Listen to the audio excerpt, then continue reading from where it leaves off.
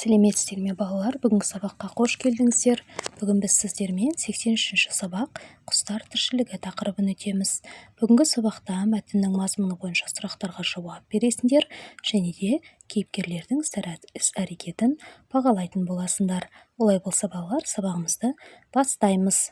Бірінші тапсырма: үй құстарын ата. Балалар, бұл жердегі құстардың ішінде бізде үй құстарына тауық, қаз және де үйрек жатады екен, не? Екінші тапсырма: түсініп оқы. Құстар әлемі. Диас құстар туралы көп білуге құштар. Менің қанаттылар туралы айтуымды жалықпай сұрайды. Диасжан, мен 100-ден астам құстың атын білемін. Олардың бәрін көзіммен көргем. Саған солардың бір-екеуін айтсам жете ме? Алдымен қандай құстарды білесіз? Соны айтыңызшы, деді Диас. Асқар таудың шыңын мекендейтін қыран бүркіттер болады. Балапандарын сол жерге өсіреді.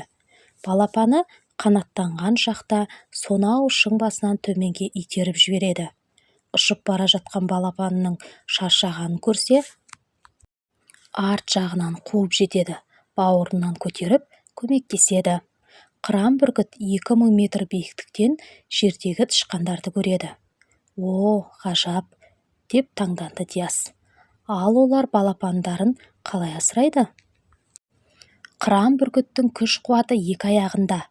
Түлкіге, қасқырға аспаннан шүйіліп түседі. Аңды бүріп көтереді. Балапандарына апарып береді. Әпілдек қандай құс, көрдіңіз бе? Көргенде қандай? Бұл құс Күйкен көлде көп кездесті.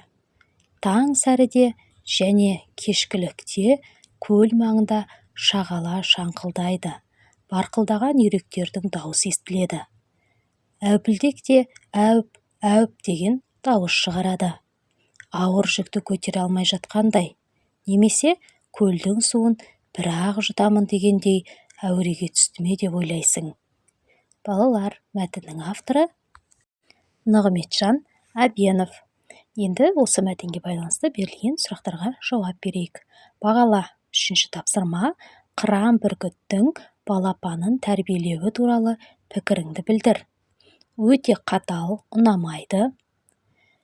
2-ші жауабы: дұрыс болуы мүмкін, себебі өз бетінше еңбектенуге, ержүректікке, батылдыққа, өзіне деген сенімді болуға дағдыланады. Балалар, маған осы 2-ші жауабы қатты ұнады.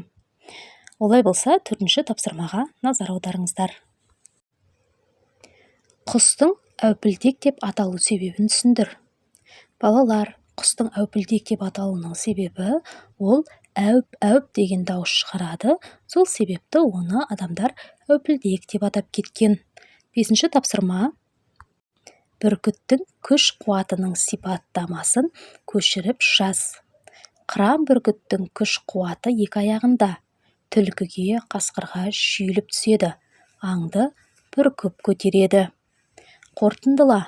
6-шы тапсырма: әңгімеден өзің үшін қандай жаңа ақпарат алдың? Әңгімеден құстардың түрлері, олардың ерекшеліктері туралы жаңа ақпараттар алдым. Үй жұмысы: құстар туралы 1-2 жұмбақ жаз. Балалар, біз сіздерге құстар туралы 3 жұмбақ дайындап қойдық. Бірінші: ерте тұрады, жар шақырады. Бұл бізде әрине қораз, е? 2-ші жұмбақ: айуан 2 аяқты, асқан батыр, басына о батырдың тіккен шатыр. Шешерсің дана болсаң бұны біліп, кел деп қан майданға шығысқанда, бір айла адамзатта болып жатыр. Бұл жұмбақтың шешуі бүркіт. 3-ші жұмбақ: айтамын бір жұмбақты сізге нұсқап, басына бөрік киер құндыз ұстап, үстіне ақ камзолын киіп алып, жүреді 2 қолын артына ұстап. Бұл жұмбақтың жауабы сауысқан екен балалар.